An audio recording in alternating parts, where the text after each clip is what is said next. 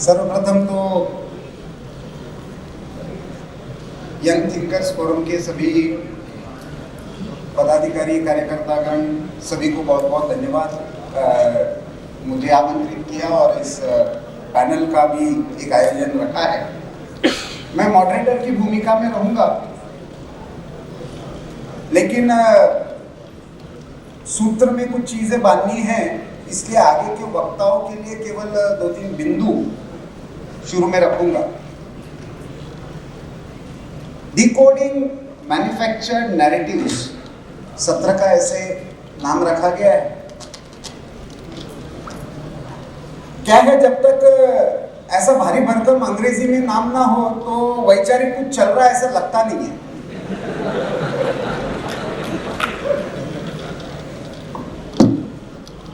ये भी एक नैरेटिव है, लेकिन ये नैरेटिव क्यों है इसको डिकोड करना है, इसलिए ये पैनल है। जैसे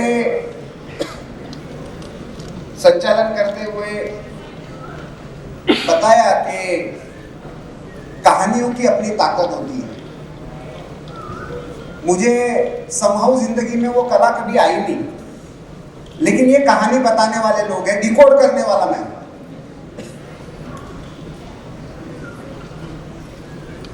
नैरेटिव ये शब्द नैरेशन से आता है और नैरेट कहानी होती है।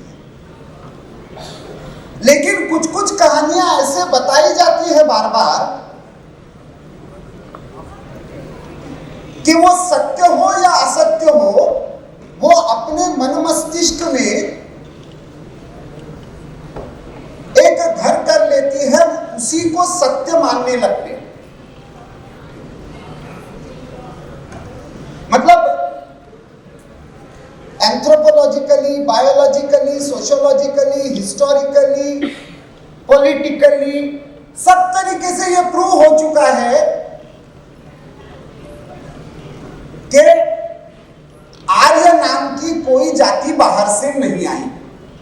लेकिन फिर भी आज भी एनसीईआरटी से पुस्तक से लेकर समाज में एक मैन्युफैक्चर्ड नैरेटिव है, आर्य बाहर से आए। ये बनता कैसे है, कौन बनाता है, उनका इकोसिस्टम कैसे काम करता है,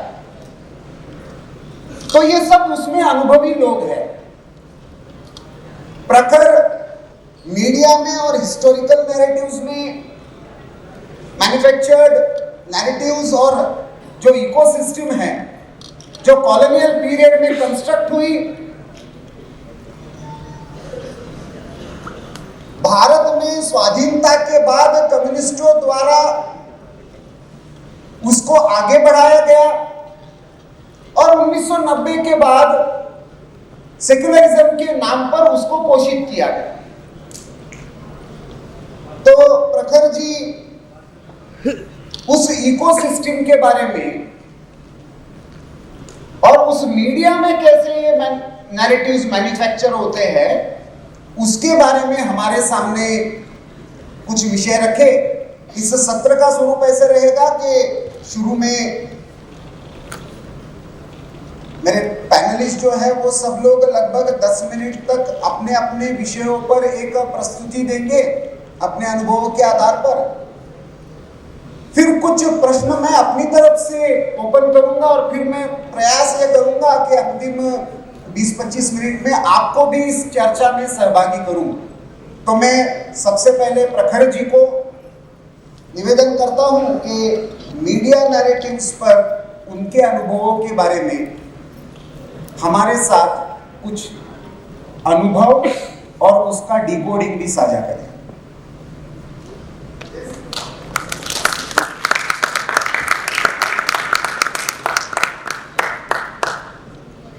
आप सभी को राम राम और यंग थिंकर्स फोरम का बहुत बहुत धन्यवाद इतने भव्य आयोजन के लिए, इतने सुंदर आयोजन के लिए। अभी थोड़ी देर पहले जो युवाओं ने प्रस्तुति की वो बहुत ही आनंददायक थी, देखकर बहुत आनंद आया।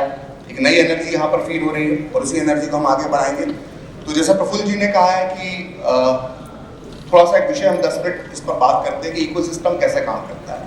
चूंकि मैं पत्रकार रहा हूँ, टीवी पत्रकार रहा हूँ, टीवी पत्रकारिता ने पिछले 2 दशक में एक नैरेटिव गढ़ने और इकोसिस्टम जो एक है उसको बहुत करीब से देखा, उसका एक पार्ट भी रहा है। और ये सब मैंने अंदर रहकर देखा है, देश के भिन्न चैनलों में मैंने काम किया है। मैं कह सकता हूँ कि लगभग 80% जो बड़े चैनल थे, 10 में से जो 8 बड़े चैनल हैं, सभी में मैं काम कर चुका हूँ।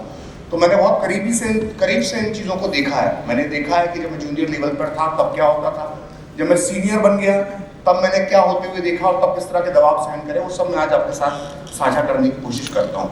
तो ये जो इकोसिस्टम है इसका एक पैटर्न है, ये आप अगर आप बहुत ध्यान से इसको आप समझेंगे तो ये जो इकोसिस्टम तैयार किया गया है, जिसको मैं लेफ्ट लिबरल कहता हूँ, ये लोग जब इकोसिस्टम का जो इकोसिस्टम है इसमें ये एक मॉडस ऑपरेंडी की तरह ये लोग काम करते हैं। ये कोई घटना होती है, उस पर कोई व्यक्ति ट्वीट करता है, उसको फिर रीट्वीट किए जाते हैं, फिर कहीं कोई PIL दाखिल की जाती है, फिर जो बॉलीवुड के लोग हैं वो तख्तियाँ लेकर आ जाते हैं, मतलब पूरा सिस्टम हर केस में दोहराया जाता है। मैं यहाँ पर बहुत ज़्यादा वैचारिक बात करने के मूड में नहीं हूँ। मैं चाहता हूँ कि मैं अपने अनुभव साझा करूँ और आपको कुछ एग्जाम्पल्स दूँ जो पिछले कुछ दिनों में हुए हैं या जो आपकी मेमोरी में होंगे, मैं उनके आधार पर आपसे बात करना चाहता हूँ। हम भोपाल में हैं, भोपाल से बहुत दूर नहीं है उज्जैन, 200 किलोमीटर के अंदर है। उज्जैन में बहुत ही हृदय विदारक घटना हुई और समाज का एक नागरिक होने के नाते और मध्य प्रदेश का मूल निवासी होने के नाते मेरा सर जो है वो शर्म से झुक गया उस बच्ची के साथ जो भी हुआ और उसके बाद जो व्यवहार हुआ। प्रशासन पर भी सवाल है, सरकार पर भी सवाल है, कोई दिक्कत नहीं है, उठाने चाहिए। एक समाज के तौर पर हमें सोचना चाहिए कि हम कहाँ पहुँच गए कि एक बच्ची 12 साल की बच्ची 2.5 घंटे तक घूमती रही और इन परिस्थितियों में उसको रहना पड़ा।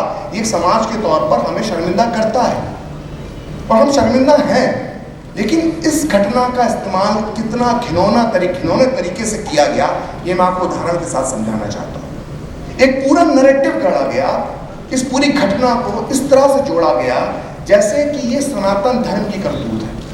चूंकि उज्जैन महाकाल की नगरी है, धार्मिक नगरी, और वहाँ पर अगर ये जघन्य पाप हुआ है तो इस जघन्य पाप को पूरे सनातन धर्म से जोड़ दिया गया।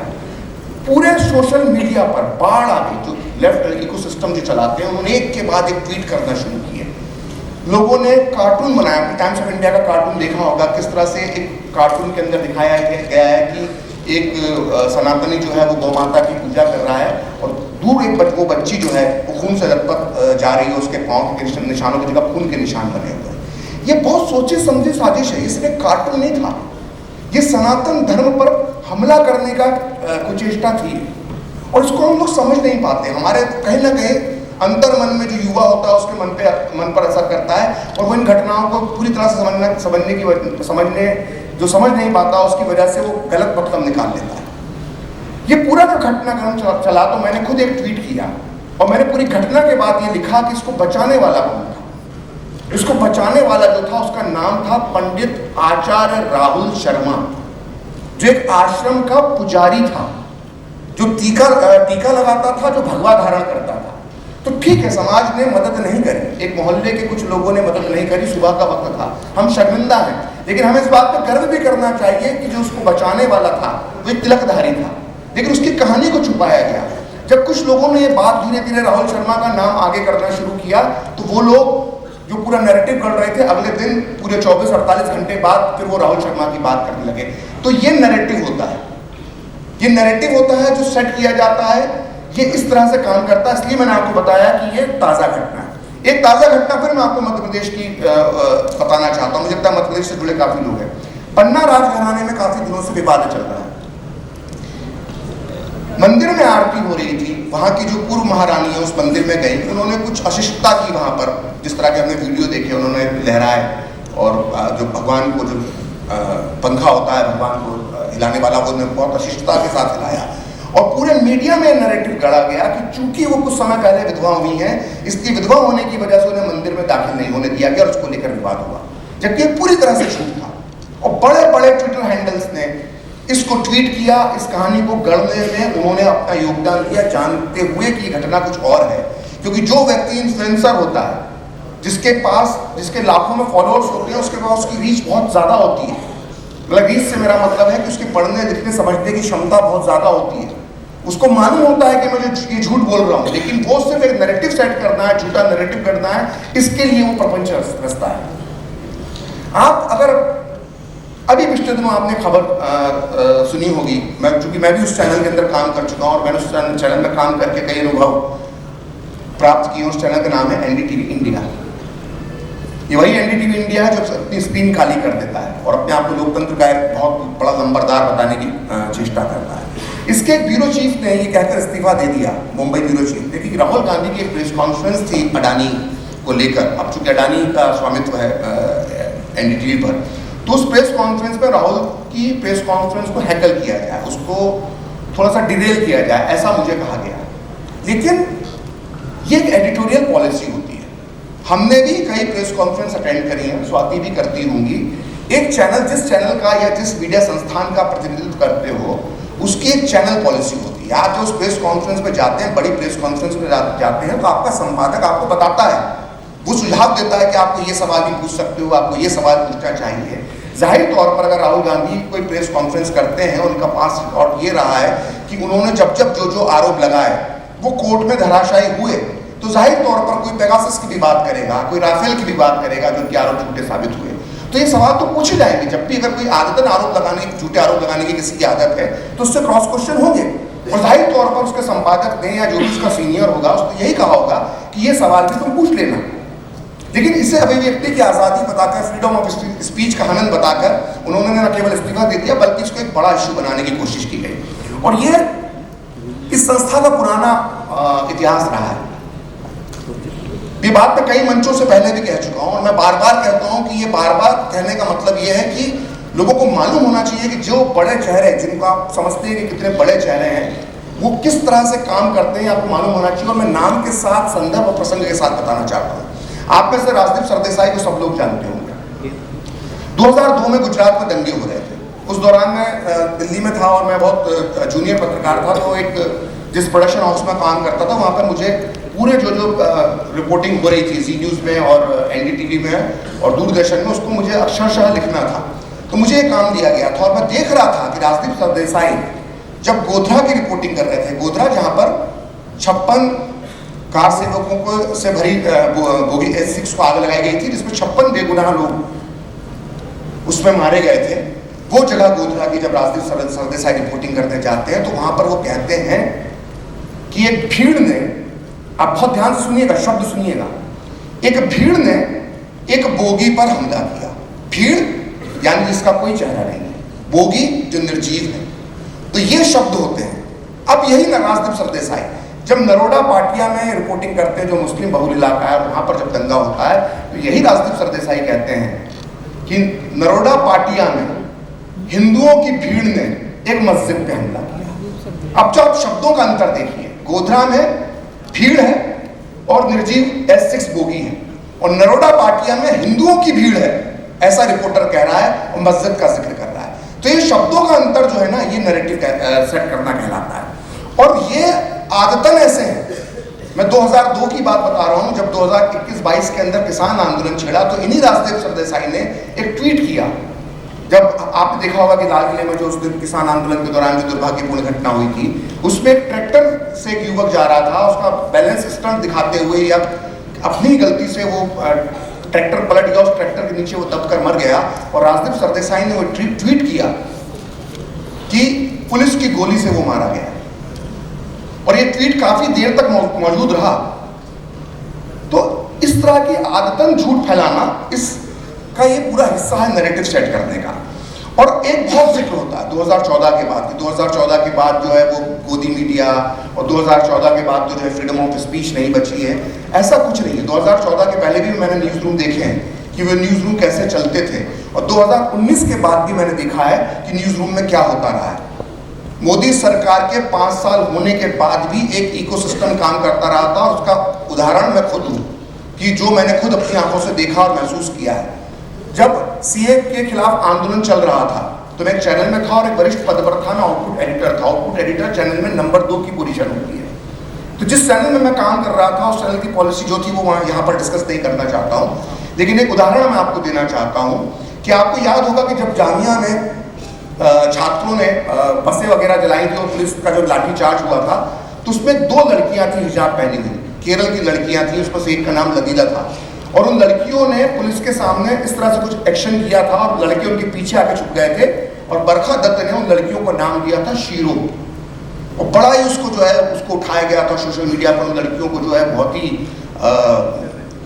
बहादुरी का प्रतीक बनाकर पेश किया गया।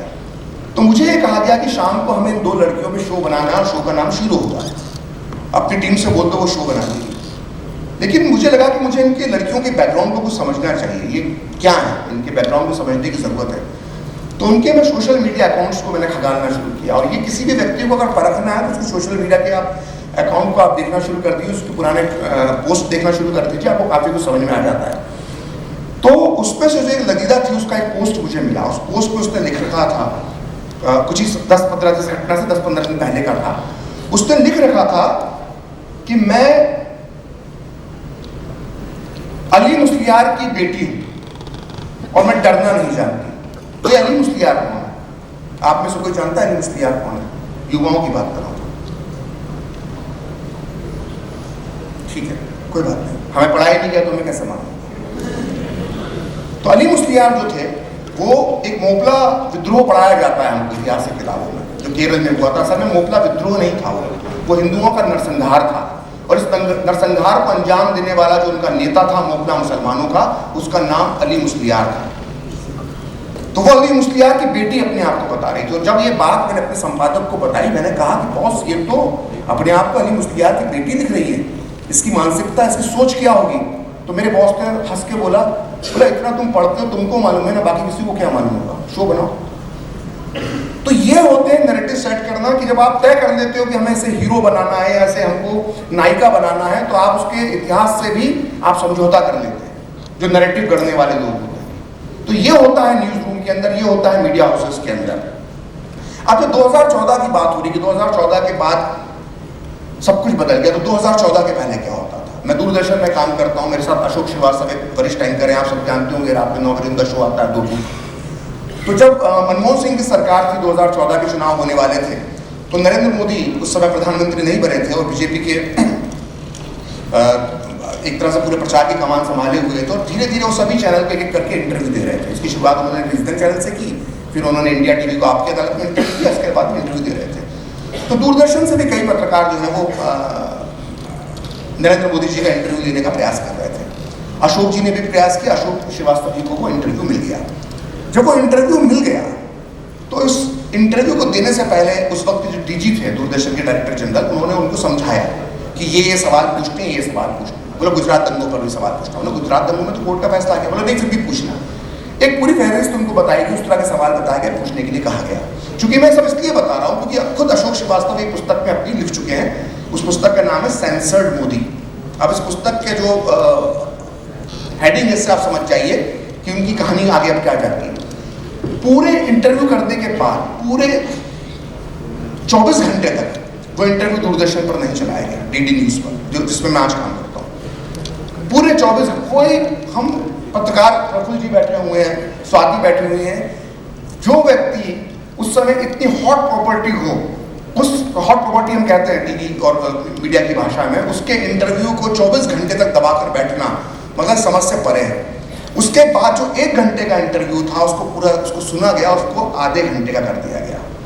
उसके अंदर कई चीजें हटा दी गई और ये बात जब लीक हुई और उसको लेकर हंगामा मचा, तो जब बात सामने आई तो नरेंद्र मोदी जी की एक आदत है कि जब वो इंटरव्यू दे रहे होते हैं तो एक कैमरा उनका भी उनकी तरफ से भी रिकॉर्डिंग कर रहा होता है, तो उनकी तरफ से वो इंटरव्यू जारी हो गया, जिसमें उन्होंने प्रियंका गांधी के लिए बड़ी अच्छी बातें कही थी। उन्होंने कहा था कि प्रियंका, जब उनसे पूछा गया कि आप प्रियंका गांधी प्रचार कर रही हैं, आप उनके लिए क्यों नहीं कुछ बोलते हैं, तो उन्होंने कहा था कि प्रियंका के खिलाफ नहीं बोलूंगा क्योंकि प्रियंका भी राजनीति में नहीं है, क्योंकि समय तक टेक्निकली प्रियंका गांधी महासचिव या कांग्रेस की राजनीति में नहीं आई थी, वो सिर्फ प्रचार कर रही थी। तो उन्होंने कहा कि वो एक बेटी के तौर पर अपनी माँ की मदद कर रही है, एक बहन के तौर पर अपनी भाई की मदद कर रही है। तो ये इतनी अच्छी बात अगर ऑन एयर जाती तो शायद कांग्रेस को दिक्कत हो सकती थी, तो वो हिस्से तक काट लिए गए। तो ये 2014 के पहले हो रहा था। और जो ये लोग कहते हैं ना गोदी मीडिया, मैं आपको बड़ा दिलचस्प किस्सा बताता हूँ कि क्यों परेशान रहते हैं इनको, इनकी इकोसिस्टम को दिक्कत क्या है 2014 के बाद हुए बदलाव की। दरअसल जब 2014 के पहले, प्रफुल्ल जी जानते हैं क्योंकि काफी सीनियर पत्रकार रहे हैं, कि जब विदेश यात्रा पर प्रधानमंत्री जाते थे तो पत्रकारों का एक बड़ा दल जाता था। प्रधानमंत्री के विमान में ही शराबें खुलना शुरू हो जाती थी, शराब की बोतलें खुलना शुरू हो जाती थी। जब विमान विदेशी धरती पर लैंड करता था तो वहां पर शराबों से स्वागत होता था पत्रकारों का।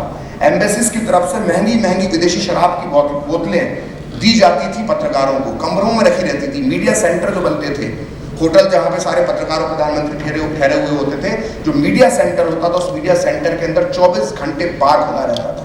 और ऐसे पत्रकार थे उस दौर में कि जो बोतलें उस मीडिया सेंटर से उठा के अपने रूम में ले जाते थे, सोचते थे कि हम इंडिया लेकर जाएंगे, अपने देश लेकर जाएंगे, अपने मित्रों को बांट देंगे। उन लोगों को दिक्कत होती है जो 2014 के पहले गोदी में बैठे हुए थे। अब ये सब बंद हो गया है। अब बंद तो शराब तो छोड़िए, अब तो जो है वो नॉनवेज तक नहीं मिलता है। विदेश यात्रा पे जाते हैं तो वहां भी शाकाहारी भोजन करना पड़ता है। ये दिक्कत है, ये संताप है, ये कष्ट है इनका, जो ये गोदी मीडिया और दूसरों पर लांछन लगाने के नाम से लिखते हैं। मैं आपको बताता हूँ, 14 एंकर को आपने बैन कर दिया। क्या इसको आप लोकतांत्रिक मानते हैं? अगर आप उनके सवालों के जवाब नहीं दे पा रहे हैं या आप उनके सामने अनईजी फील करते हैं तो आप उनका बहिष्कार कर देंगे। आप दूसरे एंकर पर दबाव बनाना चाहते हैं, हिम्मत है तो आप चैनल का बहिष्कार करके दिखाइए ना। ये क्या तरीका है कि 5 से 6 के शो में हम बैठेंगे नहीं और 7 से 8 का ये शो होगा, इसके अंदर हम इस एंकर के साथ बैठ जाएंगे। हिम्मत है तो पूरे चैनल का बहिष्कार कीजिए ना। मतलब आप दिखना भी चाहते हैं और दूसरों पर दबाव भी डालना चाहते हैं। ये राजनीति होती है, ये षड्यंत्र होता है। ये सिर्फ बता दूं, मैं अपने सूत्रों के माध्यम से बता रहा हूँ आपको। और ये स्वाति को भी ध्यान रखना चाहिए कि स्वाति बहुत मुखर रहती है पत्रकारिता में, कि ये सिर्फ 14 एंकर की लिस्ट नहीं है, ये लिस्ट बहुत लंबी है और इस लिस्ट का एक पूरा स्टेप बाय स्टेप पूरा तैयार किया गया है। ये संचालित होते हैं, ये माओ की राजनीति, माओ की विचारधारा से। तो आप पढ़िएगा कि सांस्कृतिक राष्ट्रवाद के नाम पर माओ ने क्या किया था, वो आप पढ़ेंगे तो आपको मालूम पड़ेगा कि पूरे स्टेप बाय स्टेप एक लंबी पत्रकारों की लिस्ट तैयार हुई है। उनको कैसे हैकल किया जाएगा, क्या क्या उनके साथ किया जाएगा, ये पूरा षड्यंत्र तैयार हो चुका है। ये तो सिर्फ शुरुआत है, ये सतर्क रहने का समय है। तो मैं इसलिए ये सब आपको बात बताना चाहता हूं कि आपको मालूम होना चाहिए कि मीडिया में नैरेटिव कैसे सेट होते हैं और न्यूज रूम में किस तरह से कार्य होता है। मैंने अभी आपको यही बताने की कोशिश की है। जैसे जैसे चर्चा आगे बढ़ेगी हम इस चर्चा को और आगे बढ़ाएंगे।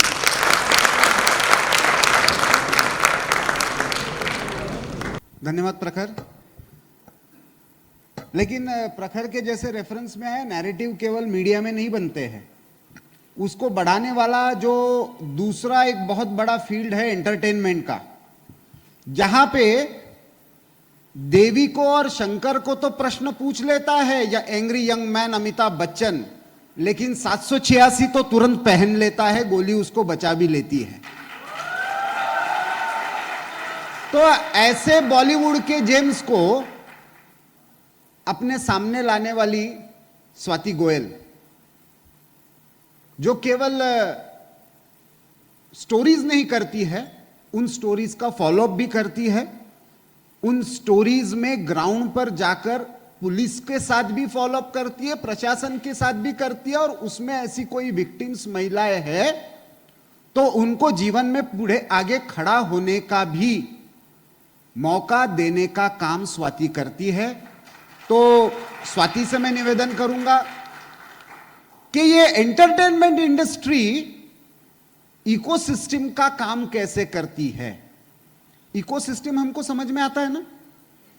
यहां पे जैसे गीत गा रहे थे या कविता सुना रहे थे, लेकिन घोषणाएं वहां से आ रही थी, लेकिन ये इकोसिस्टम हमारा काम करता है केवल भावनाएं जब उच्च स्तर पर होती है तब। वो इकोसिस्टम काम करता है वैचारिक स्तर पर। बुद्धि भेद करने का वो इकोसिस्टम बॉलीवुड के माध्यम से कैसे काम करता है, उसके लिए मैं स्वाति को आमंत्रित करता हूं।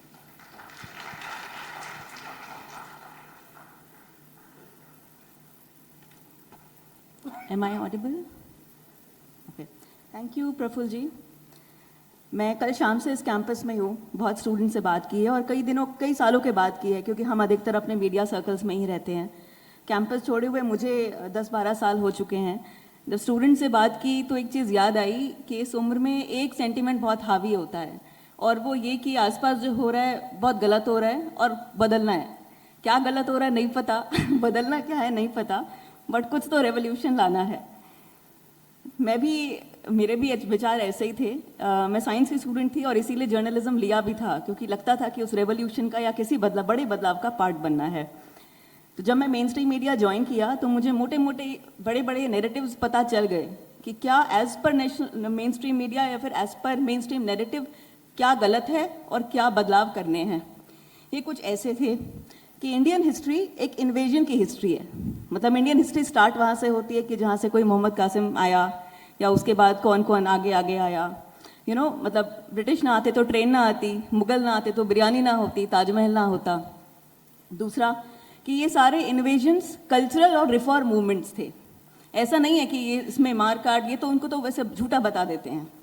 और कि इंडिया का सबसे बड़ा प्रॉब्लम इसकी हिंदू फिलॉसफी और इसका हिंदू थॉट है, जो कि हमको ये बताया जाता है कि सिर्फ बर्थ बेस्ड डिस्क्रिमिनेशन ही है। This is all Hindu philosophy is about, कि आप जाति से आप क्या हैं।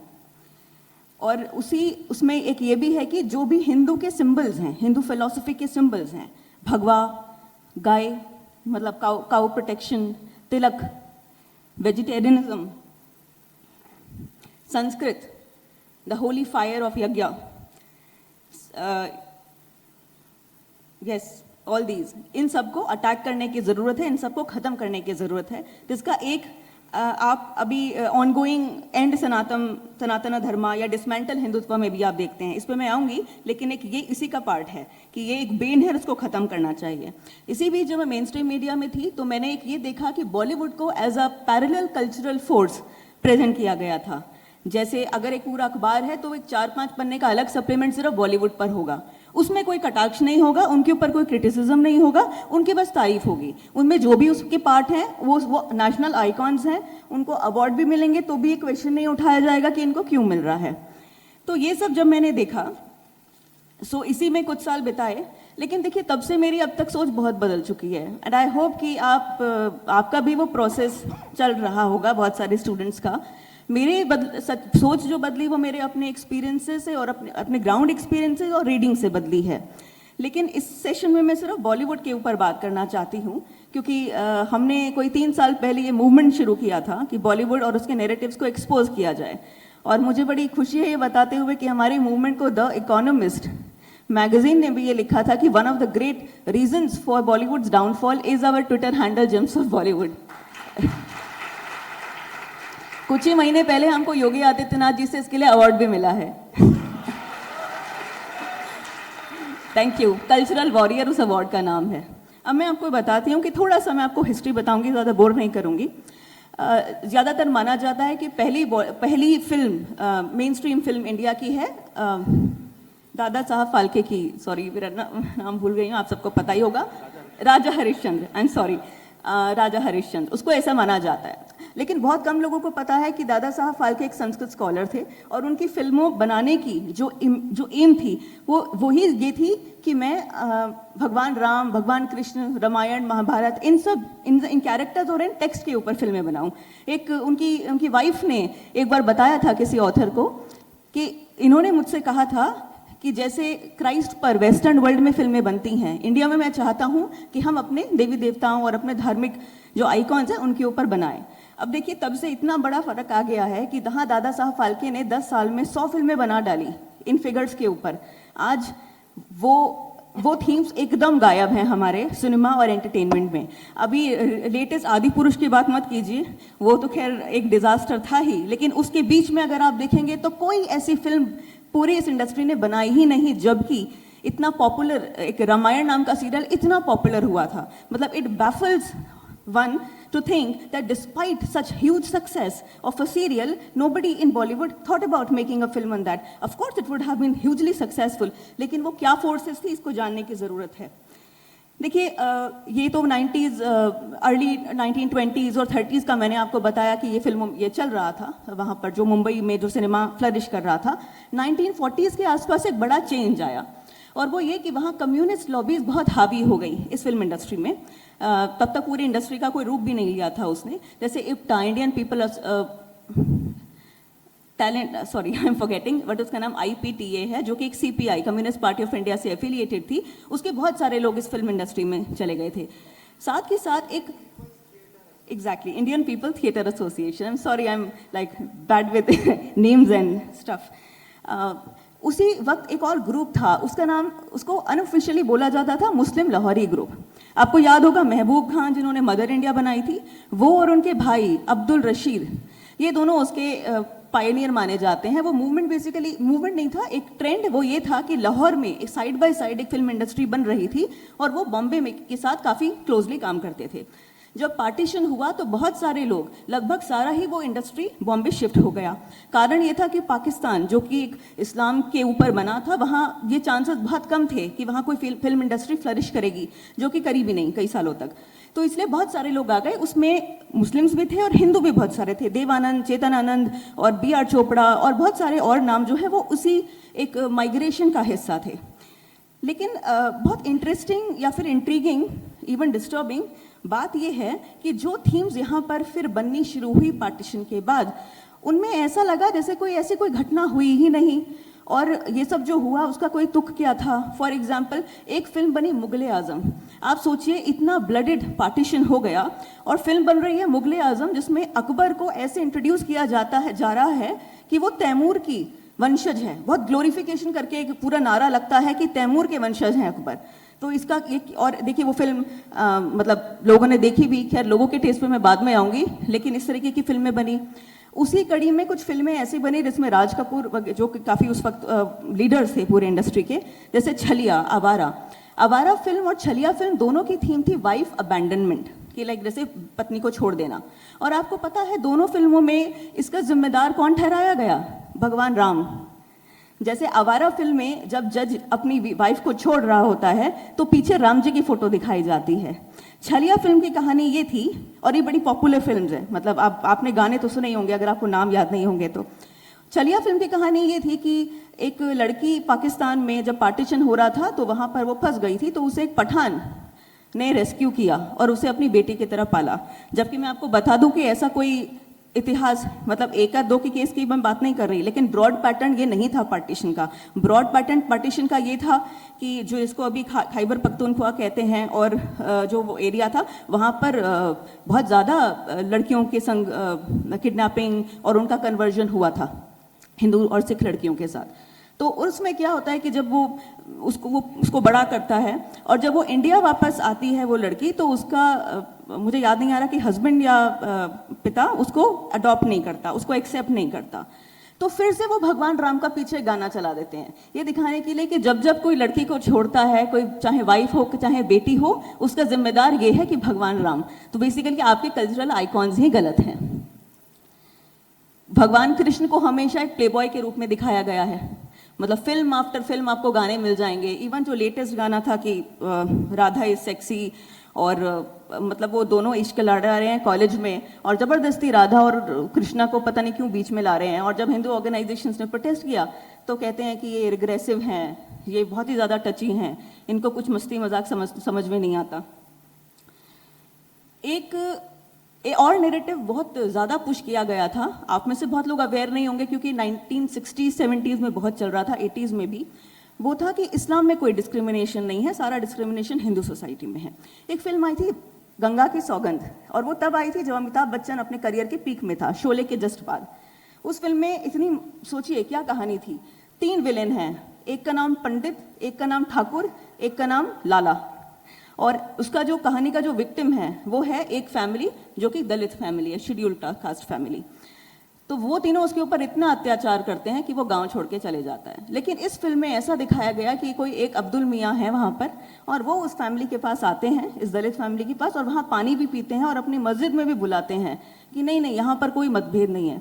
अब सोचिए जिस आदमी ने ये फिल्म बनाई थी, Mirza, again not good with names, आप गूगल कर लीजिएगा, वो पाकिस्तान चला गया, उसने पाकिस्तान में माइग्रेशन ले लिया, लेकिन ये नैरेटिव्स इंडिया में छोड़ गए। इस फिल्म को रशिया से कोई अवार्ड भी मिला था, और ये फिल्म बड़ी कल्ट मूवी मानी जाती है अमिताभ बच्चन की।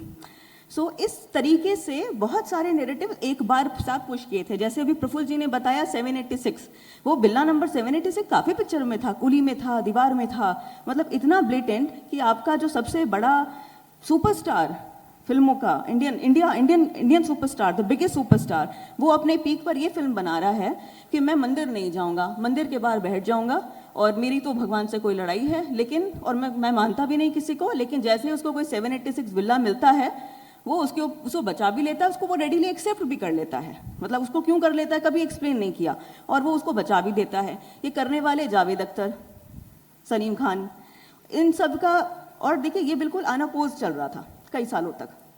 अनअपोज में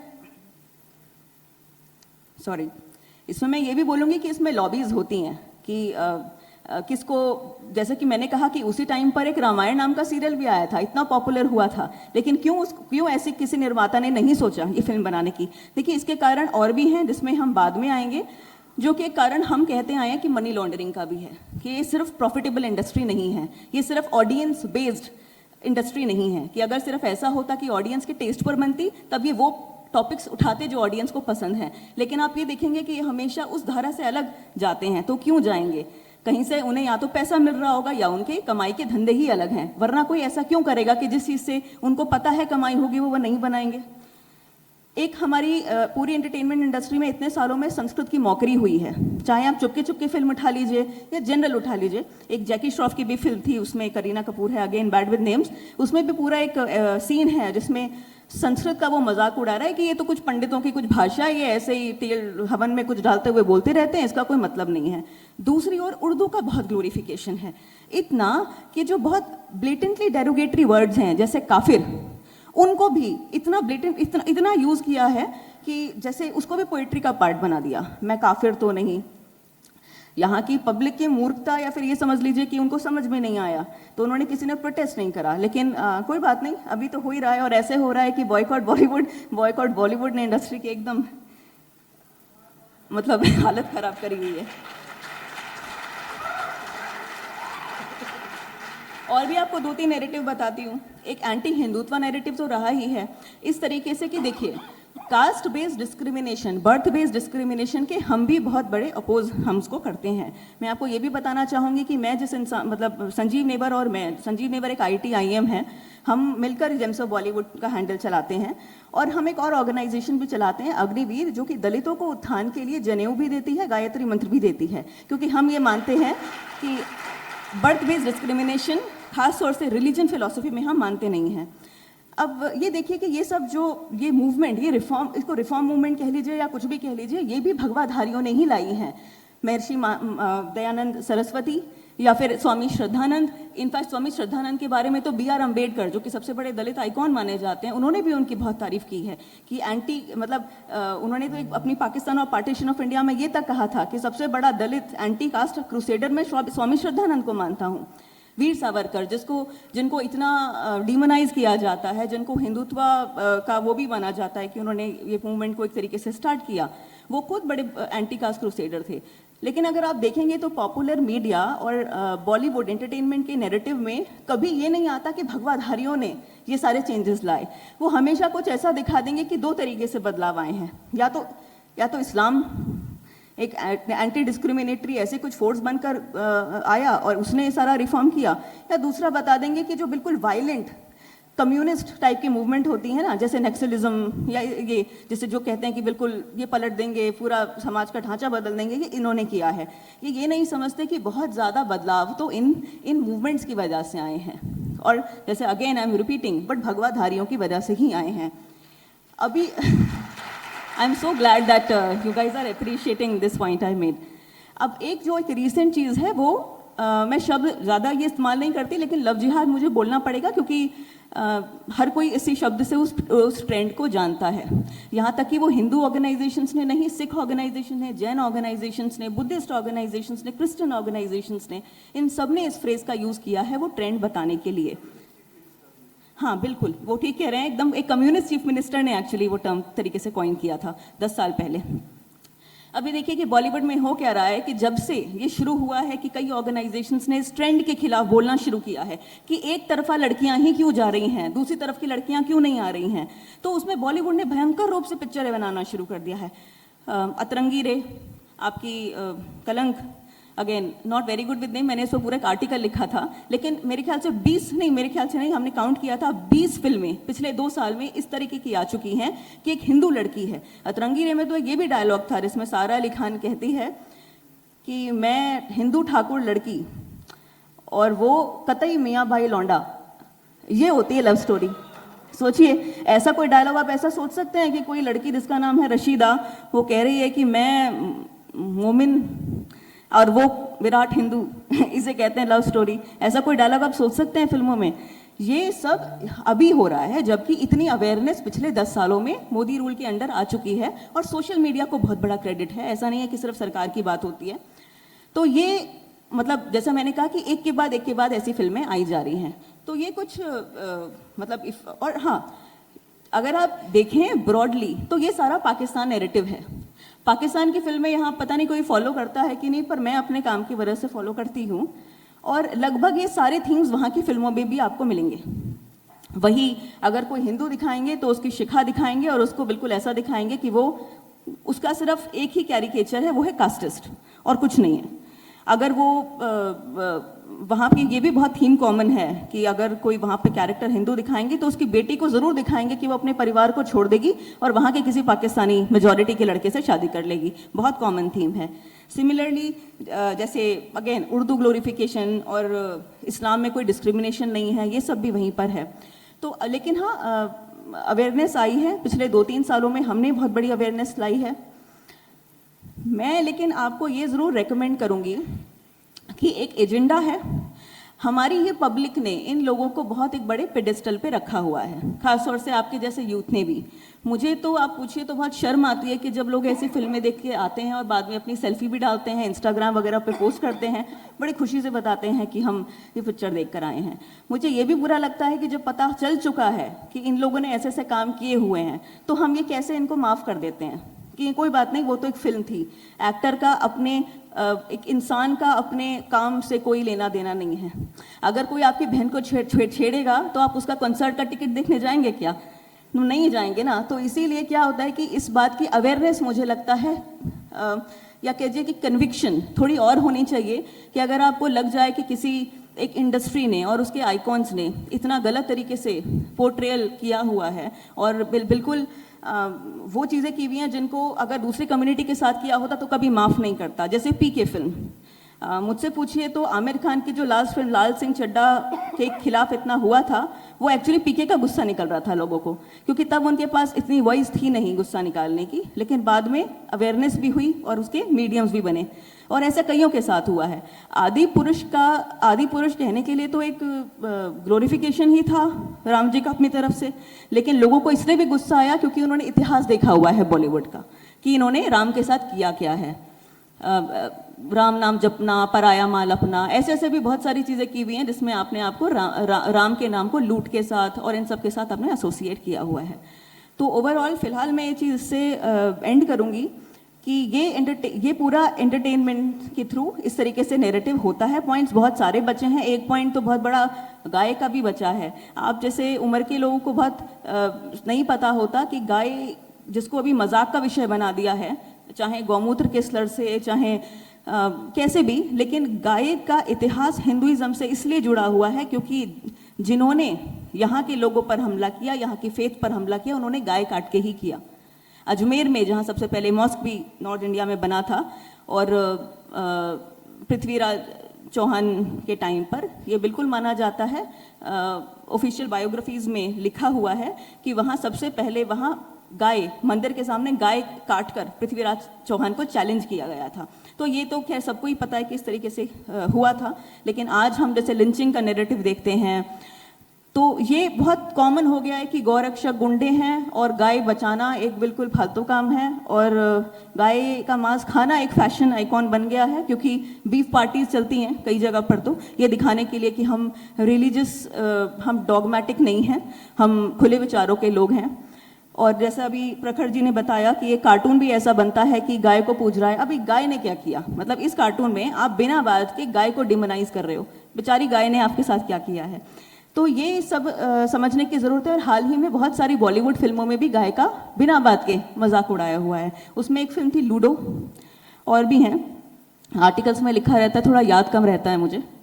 सो ये सब चीज़ें हैं, लेकिन again I am just ending on the note कि please do not forgive so easily. If you feel that these people have done things which they wouldn't do to other communities, do not forgive them. And entertainment, it's nothing. You like ये सबसे पहली चीज़ है जो आप give up कर सकते हैं. फिल्में देखना और ये एस्पिरेशनल बना ज़रूर दिया है, लेकिन इसमें सिर्फ आपका पैसा, दिमाग और टाइम ही खराब होता है. इससे और कुछ खासा होता नहीं है. धन्यवाद.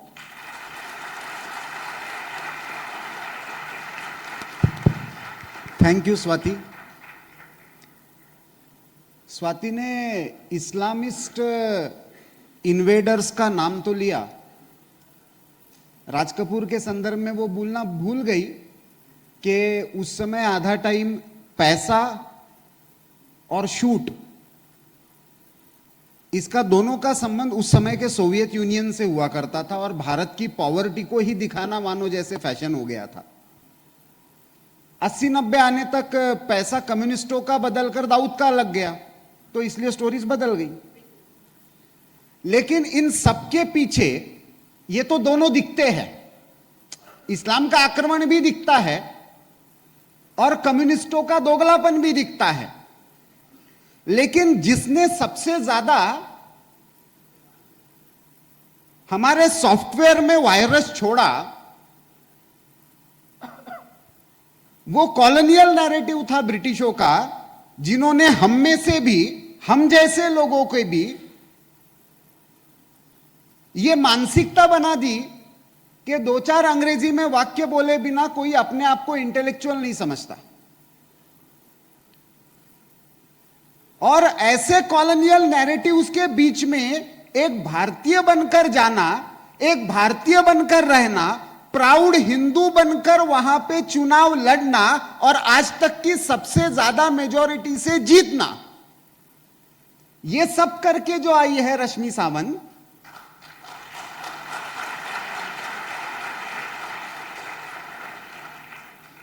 उस ऑक्सफोर्ड की, क्योंकि प्रखर ने तो मीडिया का नैरेटिव बताया, स्वाति मीडिया में काम करती है लेकिन उसने बॉलीवुड का नैरेटिव बताया. लेकिन इन सबकी नींव जिसमें रखी गई, मेरे परिचय में इन्होंने पत्रकार के रूप में बताया, एक मेरा और क्वालिफिकेशन है, मैं जेएनयू से पढ़ा हूं. इसको नैरेटिव कहते हैं. तो ये जेएनयू तो 1969 में बना, लेकिन जेएनयू बनने की जो सोच भारत विरोधी, रादर भारत विरोधी भी नहीं कहूंगा मैं, अभारतीय चश्मा भारत को देखने का, इंटेलेक्चुअल चश्मा जिन्होंने पहनाया, उन्होंने रश्मि को चुनाव जीतने के बाद हिंदू होने के नाते कैसे घेरा और वो कैसे लड़ी. और ये इकोसिस्टम वहां पे जो काम करता है उसी का रेप्लिका हमको यहां पे भी कैसे देखने को मिलता है. एनएलयू जैसे संस्थान में भी कैंसल कल्चर कैसे दिखता है, उसके बारे में निवेदन करने के लिए मैं रश्मि को आमंत्रित करता हूं.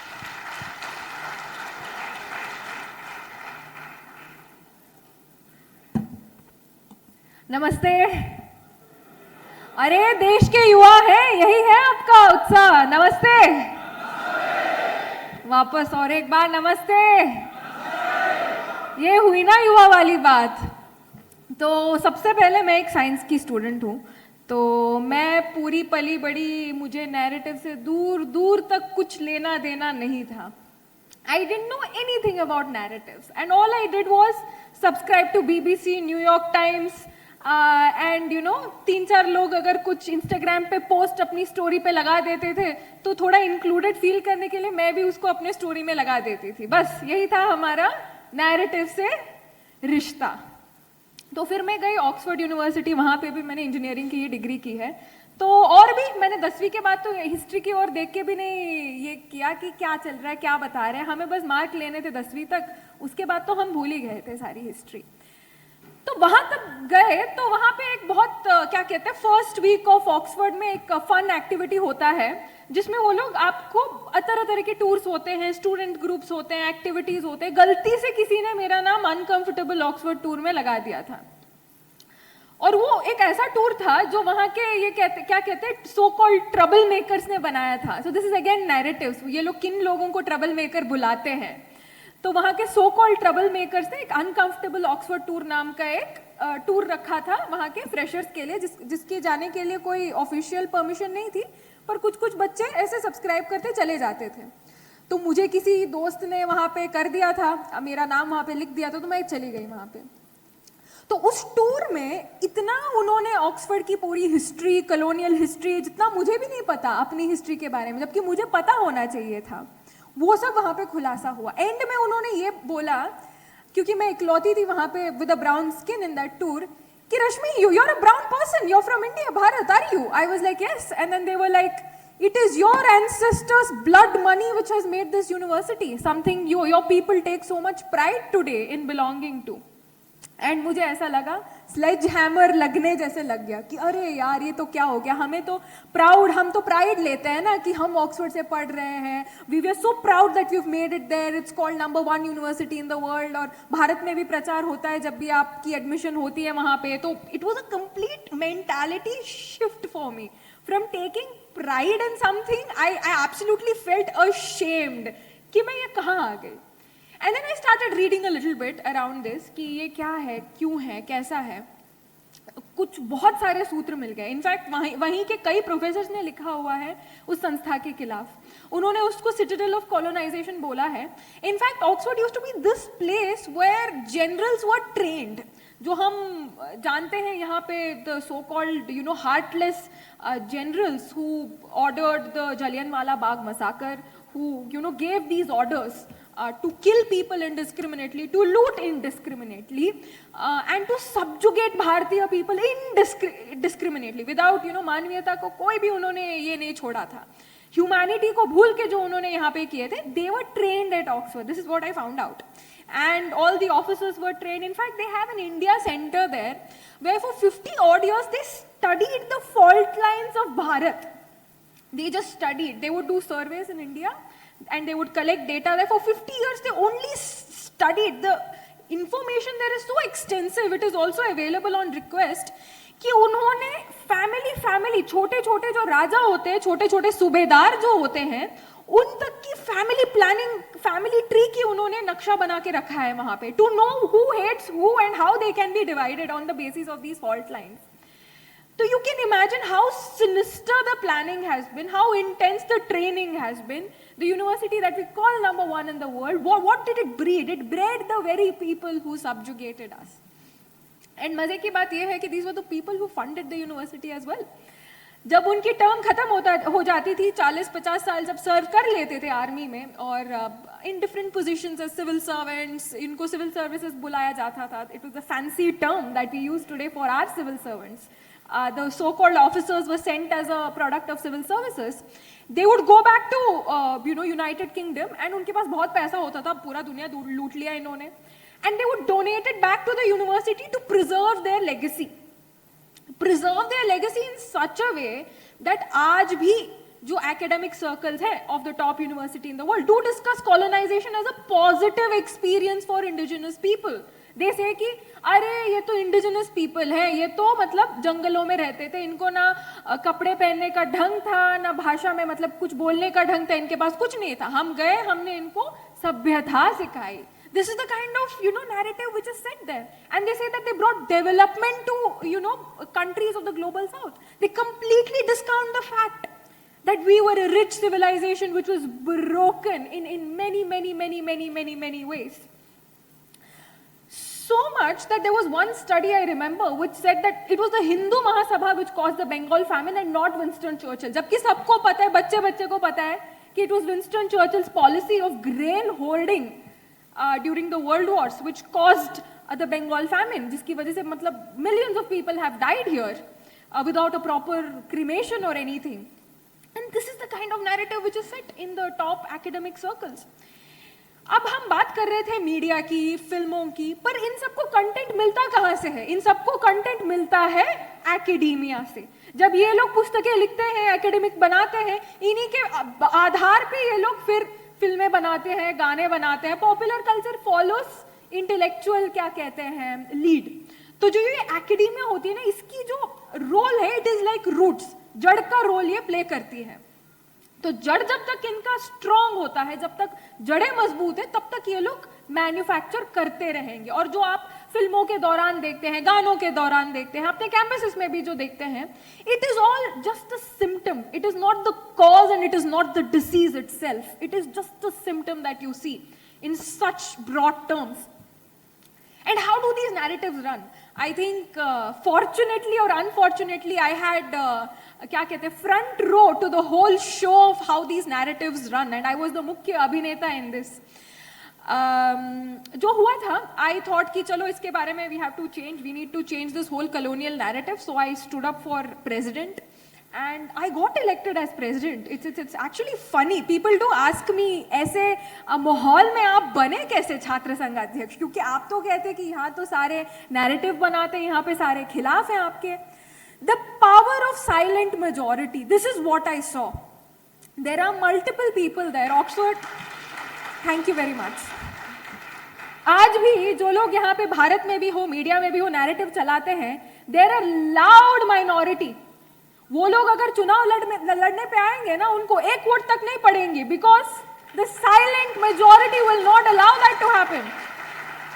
So there was a huge silent majority at Oxford as well, comprised of countries of the global south, Africa से, South America से, who felt, you know, that the policy of decolonization that I was proposing was legitimate and it was something that was required as need of the hour. They were also fed up of seeing कि अरे यार हम कब तक इन colonial masters के statues को देखेंगे अपने streets पे, कब तक हम इनको respectfully देखेंगे? तो उनको भी लगा था ये। But when I finally won the election, that was when the loud minority came to action. क्योंकि किसी ने सोचा नहीं था कि मैं जीतूंगी, क्योंकि साइलेंट मेजॉरिटी को भी बहुत ही अंडर एस्टिमेट कर लेते हैं। 2024 में भी किसी को लगा नहीं था कि साइलेंट मेजॉरिटी अपना काम करेगा। तो उसके बाद 2014 में भी, मेरी हिंदी थोड़ी स्लो है, मैं दक्षिण भारत से हूँ, कर्नाटका से हूँ, तो इतना मैं हिंदी में बात कर लेती हूँ, मेरे लिए बहुत है। तो माफ करना अगर मैं थोड़े वर्ड्स इधर उधर कर लेती हूँ तो। तो हुआ ये कि साइलेंट वोकल जो माइनॉरिटी होती है वो तब एक्टिव हो जाती है जब उनको लगने लग जाता है कि अरे यार हमारी तो मतलब यहाँ से जड़ें काटने के लिए कोई आ गया है। And she is not the kind of president जो सिर्फ डाइवर्सिटी वीक के नाम पे अपना डीकोलोनाइजेशन का कोटा खत्म कर दे। आजकल ग्लोबली भी नैरेटिव चल रहा है, decolonisation, black lives matter, et cetera et cetera, but it is causing no real change. People are allowing this as hogwash. Hogwash का मतलब पता है आपको? Just as white wash. दीवार टूटा हुआ है बट आप बस उस पर पेंट लगा के ये दिखा रहे हो कि दीवार ठीक है। That is what is being allowed globally, क्योंकि बहुत conversations चल रहे हैं about decolonization, about the atrocities of indigenous people। वो भी इस western supremacist ideas के लोग भी इस बात को डिनाई नहीं कर पा रहे हैं कि ऐसा नहीं हुआ था। तो ये लोग डीकोलोनाइजेशन के नाम पे ऐसे कॉन्वर्सेशंस को अलाउ कर रहे हैं जब तक ये पॉलिसी चेंज नहीं करेंगे। जब तक आप डीकोलोनाइजेशन को एक डीकोलोनाइजेशन वीक तक सीमित रखोगे, 4 लोगों को बुलाओगे, 100 कंट्रीज के झंडे लहराओगे और बोलोगे कि हम डाइवर्स हैं, हम यूनिफाइड है और देखो कितनी डाइवर्सिटी है, तब तक ही वो डाइवर्सिटी को अलाउ करते हैं, जब तक वो सिर्फ एक दिखावा है। जब वो दिखावे से एक क्या कहते हैं, एक टैंजिबल आउटकम है, पॉलिसी चेंज, सिस्टमिक चेंज को जब आ जाती है ना, तब वो होने नहीं देते हैं। Decolonisation is okay in the West, even here, even Black Lives Matter was okay as long as it was a hashtag, as long as it was a movement. But what was the real policy change that came out of it? Nothing. The people who were part of the movement became millionaires, bought homes in Los Angeles, in California. बस हो गया। जो असली मुद्दा था उसको उन्होंने address करने के लिए कुछ नहीं किया। That is unfortunately how fair social justice movements are also being hijacked. आज आपको पता है कि फेमिनिज्म तो एक पॉजिटिव ही तो था मूवमेंट, नारियों को सशक्तिकरण करने का एक मूवमेंट था, बट आज क्या हुआ है? बस एक हैशटैग बन गया है जिसको लोग मिसयूज कर रहे हैं in society for unfair means. आपने Johnny Depp versus Amber Heard तो देखा होगा, कैसे एम्बर हर्ड ने फेमिनिज्म का गलत इस्तेमाल करके अपने पति पे झूठा इल्जाम लगाया था। That is what our society has come down to. Narratives are even using discrimination as a tool to advance their unfair means. I'll just give an example of what happened, how they removed me. During the Cultural Revolution, which was the peak of Mao Zedong's kind of effort to remove the people in the Communist Party who built it so that he could be supreme. तो उसने बोला था कि जब आपकी intention है ना किसी को निकालने की क्या या किसी change को करने की, तो आप अपना क्या कहते हैं, reason will follow. You will find reasons. You just have to have the intention. How they start is, they start through anonymous sources. 3-4 anonymous post लगा देते हैं इधर उधर. आज तो सोशल मीडिया का जमाना है. पहले करते थे ये बिन नाम के पत्रिकाएं होती थी ना, पैम्फलेट्स, इसको छाप छाप के लोगों के घर पे छोड़ के जाते थे. मेरे जमाने में क्या किया इन्होंने, ऑक्सफोर्ड में इन्होंने मेरे खिलाफ अनोनिमस पेजेस से लिखना चालू किया. कैंपस में कन्फेशन पेजेस बहुत पॉपुलर होते हैं. फिर ये कन्फेशन पेजेस और अनोनिमस सोर्सेस से जाते हैं छोटे छोटे संपादकों में, जिनका मतलब इतना बड़ा ये नहीं है, जिनको लोग इग्नोर ही कर देते हैं ज्यादातर. उससे फिर वो जाती है मेन स्ट्रीम मीडिया में. And the source which the main stream media shows is basically the smaller sources which have no primary source. इसका आप एनसीईआरटी में भी देख सकते हो. This is not something that is restricted to Western academia या Western way of reporting. No. Even here in NCERT, there was, I think, a very popular statement which went pretty viral during the consultation of NEP. उन्होंने बताया था कि औरंगजेब मंदिरों के लिए donation देते थे, मतलब अपनी जो ये है ना क्या कहते हैं स्टेट फंड से मंदिरों के उद्धार के लिए, मंदिरों को रिपेयर करने के लिए वो फंड देते थे. अगर आप उसका रेफरेंस ढूंढना जाओगे तो कोई रेफरेंस नहीं है. एक ने किसी और को रेफर किया है, उनकी आपस में नेक्सस होती है. I will quote you, you quote me. अगर आप कोटेशन देखते जाओगे तो प्राइमरी सोर्स कहीं पे भी नहीं है. कहीं सुनी बात को इन्होंने एक दूसरे को कोट कर करके 3-4 आर्टिकल एक समान लिख के इन्होंने इसको एस्टैब्लिश कर दिया और क्रेडिबल हाउसेस में लगा दिया. This is how they build narratives. Even when I was being discriminated, एक प्रोफेसर ने तो लिख दिया था अपने फेसबुक वॉल पे, ये कहीं सुनी बात नहीं है. ऐसा नहीं है कि मुझे किसी ने ऐसे गाली दिया या मतलब it happened, कहीं सुनी बात है. He wrote it on his Facebook wall saying Oxford students are not ready for a Hindu president. But एक भी international media house हो या भारतीय media house हो wanted to raise it. Nobody made it their headlines. Nobody made it their headlines. You know what they do? They pick and choose what is convenient to them and they give legitimacy to things which is convenient to them. That is how stories are made. That is how narrative is set, and that is how public opinion is shaped. There was a motion in the British Parliament as well, which was in my favor. It was never published in any of the newspapers. There was a motion in the Bharatiya Rajya Sabha. That wasn't discussed popularly. आपको पता है इन्होंने किस चीज को viral बनाया था media पे? There were 3 societies in the University of Oxford, student societies, called the Oxford Hindu Society, Oxford South Asian Society, and the Oxford Indian Society. So 3 societies with very similar names.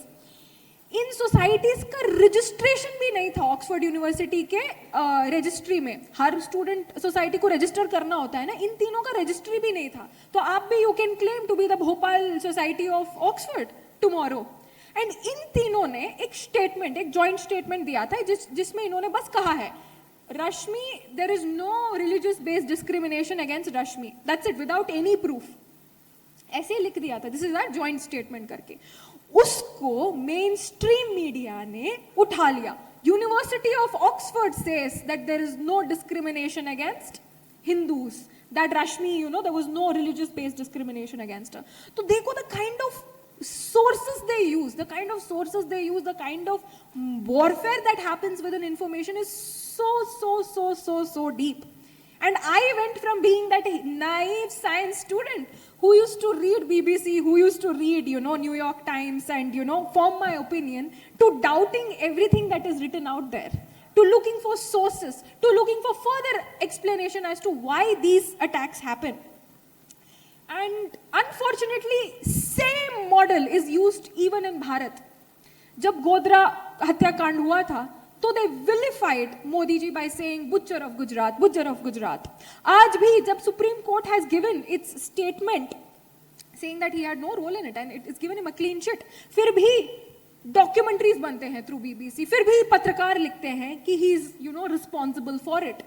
So this is the power of narrative, of consistently repeating lies and not giving any, and selectively giving importance to points within popular narrative which substantiate their case. And it is लगातार करते रहते हैं. आपको गोधरा के बारे में हर हफ्ता एक आर्टिकल दिखेगा किसी ना किसी मीडिया हाउस से, छोटा बड़ा जो आ रहा होगा. Some nondescript paper in Germany will write one article this week. Another, paper will write an article somewhere maybe down south in Tamil Nadu 2 weeks later.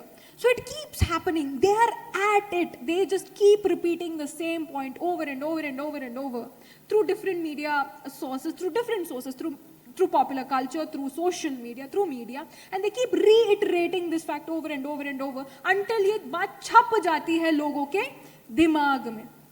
That is also part of the reason why I wrote a book, A Hindu in Oxford. क्योंकि अगर हम अपनी कहानी नहीं लिखेंगे तो वो अपने हिसाब से हमारी कहानी लिख देंगे.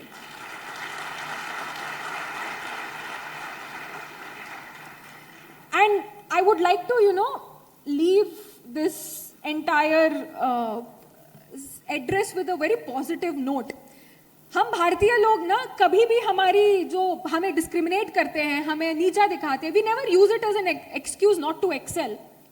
हम कभी ये नहीं कहते हैं कि हमारे साथ बुरा हुआ, हमें अनइक्वल ट्रीटमेंट मिला, हमारे साथ डिस्क्रिमिनेशन हुआ, इसीलिए हम एक्सेल नहीं किए. We excel despite that. And भारतीय सिविलाइजेशन सर्वाइव कर रही है आज भी. That is testament to that. I was harassed. I had to, resign from my Oxford presidency, which I had rightfully earned.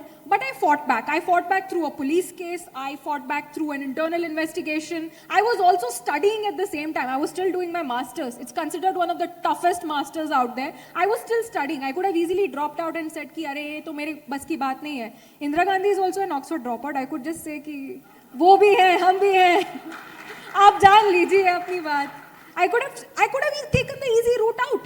I could have just said I was treated badly, done, and just left it at it. But no, we fight.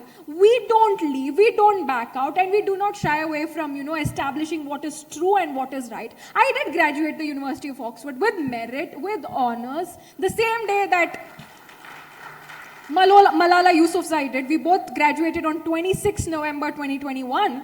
But even Bharatiya media, even media abroad choose to cover the fact. Even NDTV, made headlines after 9 years of escaping Taliban. Malala Yousafzai graduates University of Oxford. But they did not even have a single press release about my graduation, because they can keep saying कि अरे इसको तो निकाल दिया गया है, इसको तो वहाँ से ये करा दिया गया है. So that is how, the narrative works. And I've had, like I said, balcony tickets to seeing how narratives work, how narratives unravel. But being relentless and saying the truth, I think, goes a long way, because झूठ को ना 1000 बार दोहराना पड़ता है जिससे पहले कि वो एस्टैब्लिश हो, बट सत्य को बस एक बार बोलना पड़ता है. बट जितने 1000 बार वो बोलेंगे, हम एक बार तो बोलना पड़ेगा ना. तो I would like to leave you all with this whole thing, that even if they keep lying, they keep repeating their lies, keep telling your truth, even if you're one person among millions. And that is the only way that this information warfare, सत्य की जीत असत्य पे हो सकती है. धन्यवाद. नमस्ते. Thank you रश्मि. एक बार एक पूरे विश्व का नक्शा निकाल कर देख लीजिए और एक बार एरो निकालने की कोशिश कीजिए, कौन कहां से कब निकला और कहां पे आक्रमण किया. चाहे वो इस्लामिक आक्रांता हो, चाहे वो यूरोपियन कॉलोनाइजर्स हो, और आपको ध्यान में आएगा on an average 50 to 70 years में पूरी की पूरी सभ्यताएं नष्ट हो गई. अमेरिका में कोलंबस पहुंचा 1494 में. बाय 1550 वहां की इंडिजिनस कम्युनिटी समाप्त हो गई थी. ऑस्ट्रेलिया में भी वही हुआ, लैटिन अमेरिका में भी यही हुआ. भारत विश्व की अकेली ऐसी सभ्यता है जो ग्रीक से लेकर, अरबों से लेकर, शकों से लेकर, हुणों से लेकर, मंगोल्स से लेकर, पोर्तुगीज, डच, ब्रिटिशों से लेकर और अब सेक्युलर और कम्युनिस्टों से लेकर सबके आक्रमणों को झेलते हुए फिर भी भारत के रूप में जीवित है. और शायद यही दर्द है, यही दर्द है कि आज ग्लोबली भी और डोमेस्टिकली भी गठबंधन इस भारत की आइडिया के विरोध में बनाना पड़ता है इंडिया के नाम से। तो इसका इकोसिस्टम यदि गढ़ना है तो रश्मि ने जैसे बताया कि एकेडेमिया उसकी रीगर और प्राइमरी सोर्सेज देता है, मीडिया उसको इकोसिस्टम के रूप में रिपीट करता है स्टोरीज के माध्यम से, और बॉलीवुड जैसे पॉपुलर मीडियम उसको सामान्य मानस के, सामान्य व्यक्ति के मानस के सबकॉन्शियस में एक तरह से प्रस्थापित करने का काम करते हैं। तो हमको भी भारत का नैरेटिव, रश्मि ने अपनी स्टोरी बताई है, लेकिन वो केवल रश्मि की स्टोरी नहीं है। हमको जब स्टोरी बतानी है तो इस प्राचीन सभ्यता की भी स्टोरी बतानी है और बार बार बतानी है। तो उसके लिए हमारा इकोसिस्टम बनाने का भी हम प्रयास करें। इसके लिए ये सारा मुझे लगता है सत्र का आयोजन था। आयोजकों को पूछना चाहूंगा कि क्योंकि थोड़ा सा सत्र पहले के इसके कारण लेट हुआ था, तो मैं 2 प्रश्न केवल आप में से लेना चाहूंगा और फिर मैं केवल 2 मिनट में मेरा कंक्लूडिंग रिमार्क दूंगा। जी, माइक कोई ऑडियंस में देगा क्या?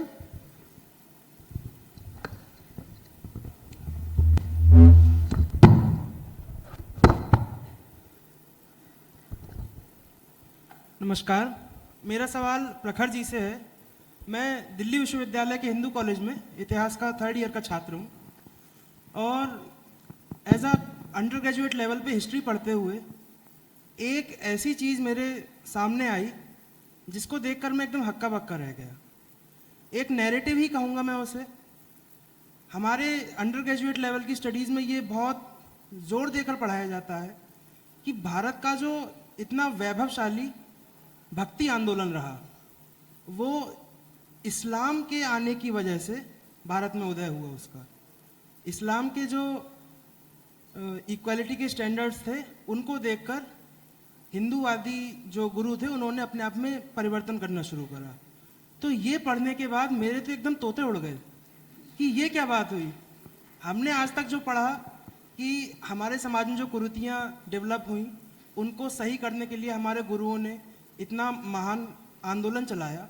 हमारे तमिल भारत के संत थिरुवल्लुवर, अप्पर, अंडल और पंढरपुर के संत और खासकर हमारे आदि शंकराचार्य, इन सब गुरुओं का योगदान बस इतना ही था। बस मैं आपके इस पर विचार जानना चाहूँगा। देखिए, आपने कहा आपके तोते उड़ गए। इन दिनों मेरे भी तोते उड़ रहे हैं क्योंकि मेरे बेटे की मिड टर्म एग्जाम्स चल रही हैं। अब वो उसका साइंस में झुकाव है, लेकिन 10th में हिस्ट्री तो पढ़ना पड़ती है, जैसे अभी बताया रश्मि ने। तो मेरे पास लेकर आ जाता है और जब मैं उसे पढ़ाना शुरू करता हूँ तो मुझे फ्रस्ट्रेशन होने लगता है। मुझे लगता है मैं क्या झूठ अपने बेटे को पढ़ा रहा हूँ और मैं सच उसको पढ़ा नहीं सकता, क्योंकि अगर मैं सच पढ़ाऊंगा तो फेल होकर आ जाएगा वो। तो एक दिन मेरे पास आया, बोले पापा टीपू सुल्तान पढ़ा दो।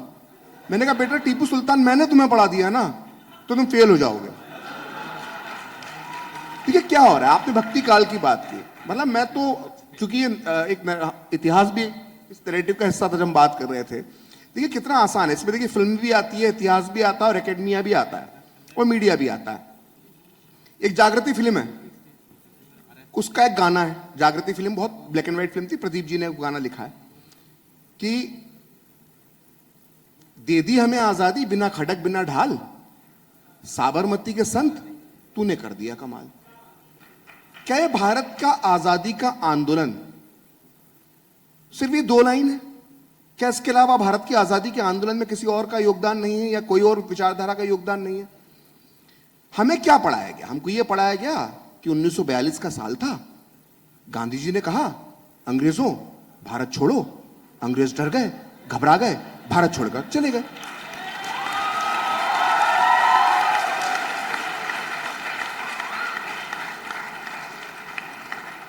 यही पढ़ाया गया ना। मैंने कई क्रांतियां पढ़ी दुनिया की। दुनिया की इकलौती वाहिद क्रांति है 1942, जिसका 5 साल बाद असर होता है। क्रांतियों के असर दिनों में होते हैं। हमने देखी ईरान की क्रांति कि कैसे खुमैनी ने उखाड़ फेंका था। हमने देखी है दुनिया की और क्रांतियां। ये ऐसी इकलौती क्रांति जिसका असर 5 साल बाद होता है। 1942 के आंदोलन पर मैं बार बार कहता रहा और मुझे कई लोगों ने ट्रोल किया उसको लेकर। मैंने कहा सुपर डुपर फ्लॉप आंदोलन था, इसका भारत की आजादी में कोई योगदान नहीं है। और इसका योगदान कौन पढ़ा रहे हैं? ये इतिहासकार। बाहर निकलिए, 10 रावणों के चेहरे लगे, हमें सुनिए मत सुनिए, मत कुछ मत कीजिए। लेकिन जिस भी व्यक्ति का वो आइडिया जिसने 10 रावणों के चेहरे भी बाहर लगाए हैं इस हॉल के बाहर, एक एक चेहरे को ध्यान से पहचान लीजिए। मैं कई बार कहता हूं, बार बार कहता हूं कि जो विषय आपने भक्ति काल का उठाया या मुगलों का विषय उठाया जाता है या उसके पहले आर्य सभ्यता का जो प्रफुल्ल जी ने बात की, आर्य इन्वेंशन थ्योरी की बात होती है, उसको समझने के लिए, उसको आगे लाने के लिए, उसको दुनिया के सामने लाने के लिए एक विशेष योग्यता की जरूरत होती है। तब हो सकता है आर एस शर्मा, रोमिला थापर, हबीब छोटा बड़ा जो भी हैं सब, ये हमको बेवकूफ बना सकते होंगे। मैंने द प्रिंट को कहा था, द प्रिंट ने मेरा इंटरव्यू लेने के लिए लड़की ने मुझे फोन किया था, मेरा नाम था। उसने कहा था आप मुझे इंटरव्यू देंगे हिस्ट्री पर, क्योंकि आप यूट्यूब चैनल चलाते हैं, इस तरह की बातें करते हैं। मैंने हाँ दूंगा, लेकिन मैं 50 मिनट बोलूंगा और मुझे मालूम है तुम वही छापोगे जो तुम्हें छापना होगा कि तुम नैरेटिव के लिए काम कर रही हो। उस लड़की ने मेरा इंटरव्यू लिया 50 मिनट तक, टेलीफोनिक इंटरव्यू था, और उसने हेडलाइन छापी कि प्रखर श्रीवास्तव कहता है कि मुझे इतिहास समझने के लिए किसी बेवकूफ आर एस शर्मा, रोमिला थापर, किसी मूर्ख इरफान हबीब की जरूरत नहीं है। और मैं शब्द यहां पर फिर से रिपीट कर रहा हूं, और वो क्यों नहीं है वो मैं आपको बताता हूं। दिक्कत जो है, जो इस इतिहास की मैंने भी जिक्र किया, पुराने इतिहास का, उसको समझने के लिए योग्यता चाहिए। लेकिन मैं जिस इतिहास पे काम करता हूं 1920 को के बाद का जो भारत का इतिहास है, उसे जानने के लिए मुझे इन जिनकी बाहर तस्वीरें लगी ना, इन किसी बेवकूफ की जरूरत नहीं है, क्योंकि सारी चीजें आर्काइव्स में पड़ी हुई हैं। सारे नेताओं के पत्र, सारे नेताओं की पुस्तकें, सारे अखबार, रिपोर्टर्स, अंग्रेज अफसरों की डायरियां, अंग्रेज अफसर जो एक दूसरे को पत्र लिख रहे हैं, सब कुछ नेशनल आर्काइव में पड़ा हुआ है। निकाल कर देख लीजिए, हकीकत खुल जाएगी। और 1942 के जिस आंदोलन को आपके दिमाग में भर दिया गया कि भारत की आजादी दिलवाने वाला आंदोलन था, तो इस आंदोलन में शरीक लोग, उनके जब आप संस्मरण पढ़ेंगे, मैं आपको इसलिए इसका एग्जाम्पल दे रहा हूं कि आपने भक्ति काल की बात की, मैं तो ये इतिहासकारों का भक्ति काल आपको बता रहा हूं। जो इतिहासकारों का जो भक्ति काल है वो 1942 है, कि कैसे एक सुपर डुपर फ्लॉप आंदोलन को भारत की आजादी का सबसे महान आंदोलन बना दिया। उसमें शामिल नेता, चाहे वो मौलाना आजाद हो, चाहे वो जवाहरलाल नेहरू हो, चाहे वो जयप्रकाश नारायण हो, चाहे वो 42 की बिजली कहलाने वाली नाम भूल गया उनका, जो 42 की बिजली जिनको कहते थे, अरुणा आसफ अली, चाहे वो अरुणा आसफ अली हो, इन सब ने माना है हमारा आंदोलन फ्लॉप था। अरुणा आसफ अली ने धर्मयुग को दिए इंटरव्यू में कहा कि इस आंदोलन से आजादी नहीं मिली, आजादी तो हमको जो है वो आजाद हिंद फौज के बाद जो सब हुआ उसके बाद मिली। आजादी देने वाला हमको ब्रिटेन का प्रधानमंत्री एटली कहता है। उसने पूछा एक जज ने कि भाई आपने क्यों भारत को आजादी दी? भारत छोड़ो आंदोलन। बोले इसकी वजह कोई नहीं थी सब, बोला जो आईएनए ने जो किया था, जो विद्रोह हुआ था, नेवल विद्रोह हुआ था, उसकी वजह से हमने भारत छोड़ा। लेकिन हम माने किसकी बात? इन रोमिला थापर की, इन छोटे बड़े हबीब की, ये आर एस शर्मा की, ये रामचंद्र गुहा की, जो खेल पत्रकार था उससे इतिहासकार बन गया। इन मूर्खों की बात माने हम। और जो उस आंदोलन में शरीक थे, जिस आंदोलन में जेल गए, वो अपने आंदोलन को फ्लॉप कह रहे हैं, हम उनकी बात ना माने। दिक्कत ये है।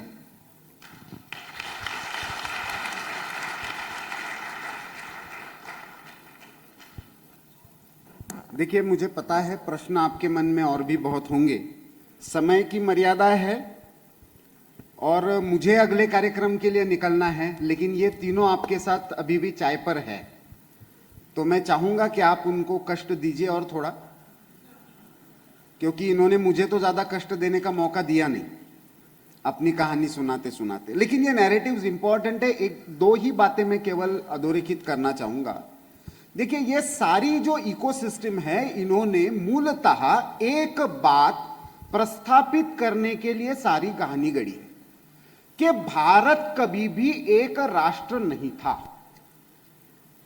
अंग्रेज आने से पहले और मुगल आने से पहले भारत के पास अपना कुछ भी अस्तित्व नहीं था, बल्कि भारत नाम की आइडिया ही नहीं थी, पहचान भी नहीं थी।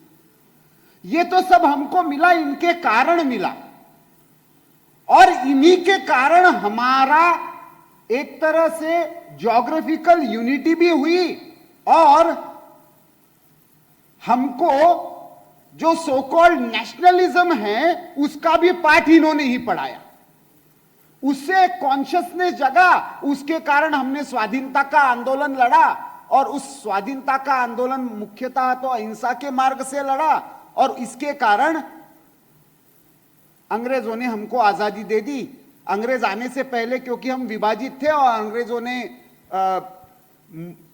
डिवाइड एंड रूल की पॉलिसी थी, तो जाते जाते दो हिस्सों में हमको बांटकर चले गए कि भाई अभी तो शांति से रहो, और ऐसे करके बेचारे रूल ऑफ लॉ पर विश्वास रखने वाले अंग्रेज वापस चले गए। यहां पे हमारी आजादी का आंदोलन खत्म हो जाता है। लेकिन उस आजादी के आंदोलन के पीछे उस पूरे स्वाधीनता की जो प्रेरणा थी उसको मिटाने का काम स्वाधीनता के बाद के इतिहास लेखकों ने किया।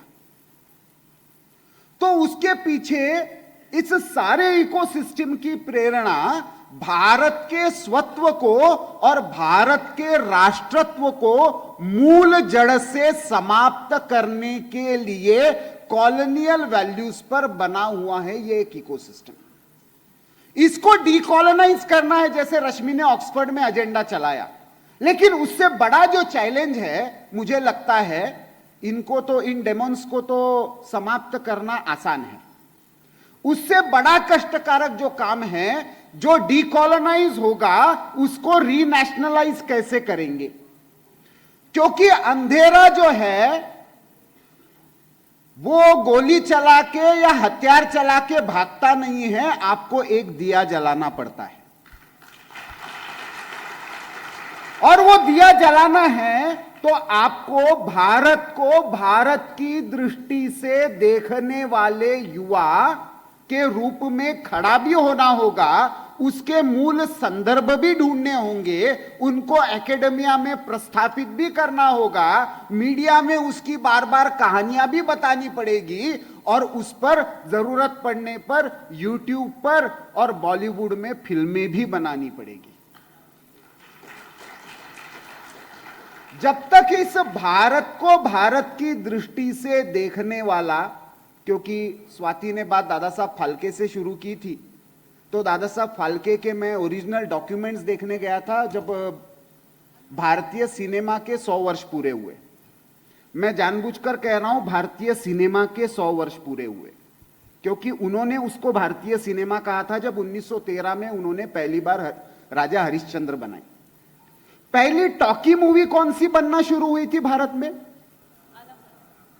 यह प्रॉब्लम है, नैरेटिव है। पहली टॉकी मूवी जो दादा साहब फाल्के ने बनाना शुरू किया था वो अयोध्या राजा थी मराठी में। वो 1929 में बनना शुरू हुई थी। अनफॉर्चुनेटली दादा साहब फाल्के की मृत्यु के कारण वो पहले पूरी नहीं हुई, आलमारा पहले पूरी हुई, जो बॉम्बे टॉकीज का सिंबल बन गई, और वही बॉम्बे टॉकीज आईपी जो इंडियन पीपल्स थिएटर एसोसिएशन है उसने अप्रोप्रिएट किया और वो बॉम्बे टॉकीज बॉलीवुड का पैरेलल बन गई। लेकिन इस बीच में हम लोगों को शायद पता नहीं, और मैं स्वाति को निवेदन करूंगा कि उसका इतिहास एक बहुत वैभवशाली इतिहास है, कि जहां पे प्रभात टॉकीज बन रही है महाराष्ट्र में, तमिल फिल्म इंडस्ट्री शुरू हो रही है, बंगाली फिल्म इंडस्ट्री शुरू हो रही है, उर्दू वुड का नामो निशान नहीं है 1940 तक। आलमारा 31 में बनने के बाद भी भारत का समाज उर्दू वुड को स्वीकार नहीं कर रहा है। भारतीय भाषाओं में भारतीय सिनेमा बन रहा है। मैं मानता हूं उसका पुनरुज्जीवन अभी हो रहा है, इसलिए बॉलीवुड का डिक्लाइन है। तो ये जो है ये बहुत पेनफुल प्रोसेस होती है, क्योंकि हमारी आज जो प्रस्थापित धारणाएं हैं उनको त्याग कर पुनः हमारी जो मूल धारणा है उनको समकालीन संदर्भ में प्रस्थापित करना, ये हमारे सामने चैलेंज है। मैं मानता हूं भोपाल के यंग थिंकर्स फोरम ने ऐसे इस इकोसिस्टम के लिए काम करने वाले इंटेलेक्चुअल क्षत्रियों को खड़ा करने का एक बीड़ा पिछले कुछ वर्ष से उठाया है। यह आंदोलन यहां तक नहीं रुकेगा। हर जगह पर इस तरह की एक इकोसिस्टम का एक आवाज यहां से भारत माता की कहने के बाद जय कहने वाला कोई ना कोई इको वहां से आएगा। ऐसी प्रेरणा हम इस कॉन्क्लेव से लेकर जाए, अपने अपने स्थान पर मिलकर काम करना, एक काम जो निरंतर रूप से 8-10 सालों तक करना, जैसे स्वाति ने उदाहरण दिया है, प्रखर ने उदाहरण दिया है कि लंबे समय तक किसी एक विषय पर रिसर्च करना, लेकिन उसका आउटपुट के रूप में दूसरों के साथ मिलकर काम करना। हमको यह सीखना है कि भारत की जो मूल परंपरा थी कि मुक्ति का मार्ग तो मेरा व्यक्तिगत है, लेकिन उसके लिए जो भक्ति के गीत है वो तो सामूहिक है। उस मुक्ति का और भक्ति का मार्ग आज के संदर्भ में पुनरुज्जीवित करने की प्रेरणा हमको इस कॉन्क्लेव से मिलेगी, ऐसा विश्वास व्यक्त करता हूं और इस सत्र को समाप्त करता हूं। धन्यवाद। आप सभी का हृदय की गहराइयों से धन्यवाद करना चाहती हूँ। आप